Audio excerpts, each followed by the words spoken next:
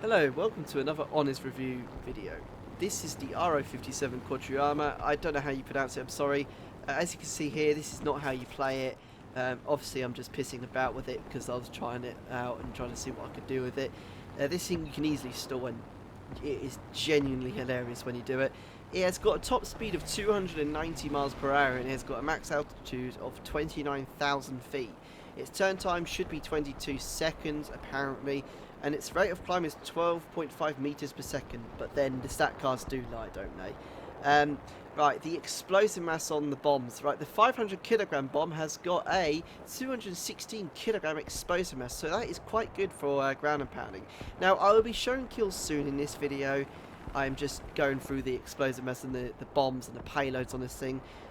So the other more, interesting payload it's got is the 250 kilogram GP250 bomb, which has got an explosive mass of 125.7 kilograms, along with two 160 kilogram bombs, which do 60 kilograms of explosive mass. But in reality, we all know that we're going to take the 500 kilogram bomb that does 216 kilograms of explosive mass.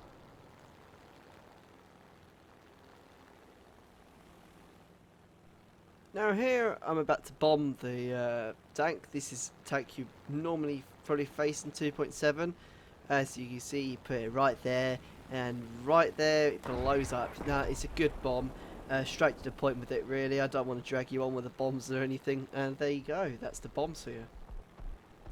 Now we are flying it, we have taken it into a battle. Now this aircraft, I have got some advice for you. This aircraft cannot climb. You try to take it into a climb when trying to dogfight or try to fight an aircraft, you are going to die, or you're going to get critically damaged, because this thing will not climb for its life. I mean, yeah, it says it can climb quite high, but again, the stat cards lie. Anyway, so you can see here, it's got some good guns. They're quite hard hitting. I think it's the 20 mils that hit the hardest. I am turning around here now. As you can see, I put combat flaps on. I am right around, and I'm back onto another enemy. Now this thing, when it turns with great speed and its combat flaps, can turn. Like, it can turn well. As you can see here, this guy is just rolling like an absolute spasmoid, like most people do in this VR for some reason. It really irritates me when people start rolling like that. And hey, I'm starting to roll now. I'm a spasmoid. Anyways, as you can see, I can crit him there. The 50s, or yeah, the 12.7mm guns, they do some damage. Obviously, I try to pull up and climb after him. This is the first mistake I make, because this thing, as you can see, drains its speed when it tries to turn and climb. See there, I get really damaged, well, almost get killed there by Yak. But that Yak crashes like that, boom, boom, you're dead. That Spitfire above me, yeah, he's flying off now. I'm not catching up to him. That's going to happen because people are going to be dicks and climb. But then again, I don't blame them, because would you want to die to like 7 enemies? But this thing, yeah, so do not climb, do not try to overturn, because when I say overturn, don't keep trying to take, because you will lose your speed. This thing, try to turn about once or twice. You can turn hard and gain back on your enemy. It is very, very good to use in a tactical way. It's very useful when you use the combat flaps. I will admit, I enjoy using the combat flaps. Now the silver lines on these things, or the silver line gain on these things, on this aircraft, sorry, is amazing. 660% silver line gain there. I mean, it's amazing. As you can see, I try to climb here. I try to tell my mate why you don't climb it with this thing. As you can see, I'm dropping down to nearly 50, down to 60 actually. And you can see here, I just recovered, but this is another useful thing with combat flaps on this thing. As you can see, I would normally crash if I had my normal flaps, but with combat flaps, oh, you can just pull like anything.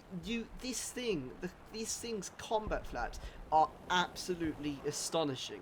They just somehow pull you really tight when you're in desperate situations. They are honestly one of my most favourite things to use when fighting planes. As you can see here, I'm trying to kill a Spitfire, so I try to pull in.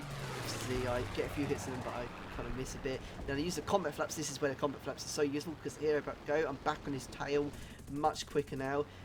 Use the combat flaps again, and here we go. I am gotten got on him now with my lovely 12.7mm, and there we go, a lovely kill. This aircraft is genuinely lovely, but I would suggest try not to use it when there's a lot of enemies. Try to use it when it's a one-on-one, because you're more likely to win with a one-on-one. But it is an enjoyable aircraft. Okay, so we've got some pros and cons now. It's got great turning speed, especially when it's really fast. It's got great guns. They hit hard. They really do hit hard when they are bang on. It's a very agile aircraft as well when you get the right speed and you can turn really well. Now we have the cons. It has not got much ammo. You know, it struggles with its ammo, so you've got to be careful with the ammunition. Very slow at climbing. I would advise just not to climb at all. Just stick to turning. It's not great at multiple dogfights either, so stick to a few or just one person at a time. Anyways, thank you for watching this video. Remember to like and subscribe. Thank you for watching this video. It means a lot to me, and see you all later.